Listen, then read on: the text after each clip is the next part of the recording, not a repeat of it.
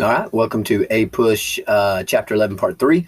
We're going to continue on with our social utopian communities. And in this section, we'll definitely talk about the most powerful and most influential one, and that's the Mormons, who are even today 15 million strong worldwide. So they have a huge following, unlike really the other utopian communities. The Mormons were founded by a man named Joseph Smith. He lived there in New York, and he's a guy that said that the angel Moroni came to him and gave him special revelations from God, and that basically he had found these gold tablets that God had given him, sort of like Moses and the Ten Commandments, and that he took his beliefs from that. So Joseph Smith founds the Mormons, and they're different. Probably the thing that gets them in the most trouble for sure is polygamy. And their holy book is called the Book of Mormon. But polygamy, having multiple wives, is something that's just not accepted. It's still really not accepted in today's society, but it is definitely not accepted in this society as well.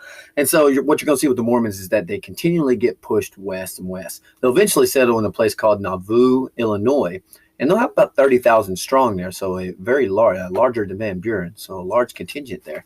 But what happens in Nauvoo is that they don't want to follow constitutional laws. It's pretty much the Mormon way is the only way that matters to them, and that they are going to anger their enemies tremendously. Eventually, the polygamy is going to get Joseph Smith and his brother thrown in jail because they're thrown in jail for treason on the idea that they're trying to create a Mormon colony in Mexico, which isn't, that's not going to fly with the United States. And so they're put in jail, and an angry mob actually takes over the jail and murders the two men in their jail cells. So Joseph Smith himself is brutally murdered, the founder of the Mormons. Now, leadership is going to go to a man named Brigham Young. And if you know BYU, Brigham Young University, it's a major university today in Salt Lake City, Utah. Brigham Young is going to lead the people out into what is today Utah, actually. Okay, they're moving from Nauvoo, Illinois, out into territory that really isn't established by the United States, technically ours, but no one's really established anything. And they have a dream of founding this giant colony called Deseret that would basically stretch from Utah territory all the way out to the Pacific Ocean. It's not really going to happen because and they want to found Deseret, but the United States government says, whoa, cool your jets. We can't do that. Here, we'll give you something a little bit smaller. We'll call it Utah, and Brigham Young will make you the governor of it. So Brigham Young accepts, but again, they're not willing to really abide by the rules, and they end up slaughtering 120 immigrants, Americans, who are migrating to California, who pass through their territory.